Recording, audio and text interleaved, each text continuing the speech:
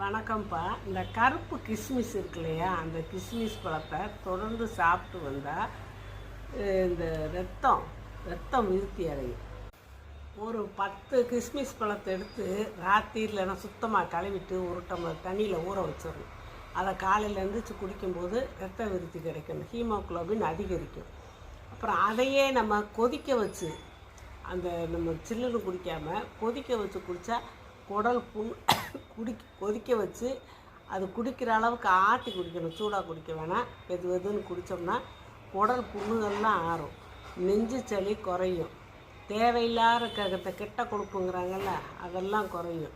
அப்புறம் குழந்தைகளுக்கு மலச்சிக்கல் ஆகி போச்சு, அவங்களுக்கு மலம் சரியாக கழிக்க மாட்டுறாங்க அப்படின்னா கருப்பு கிஸ்மிஸ் இல்லை, சாதா கிஸ்மிஸை கூட அவங்க வயசுக்கு தகுந்தாப்புல 10 15 எடுத்து கழுவி சுடுதண்ணியில் 1 மணி நேரம் ஊற போட்டு அப்படியே கசைக்கு புழிஞ்சு அந்த சாறு கொடுத்திங்கன்னா கொஞ்சம் நேரத்தில் மலம் வெளியாகிடும்.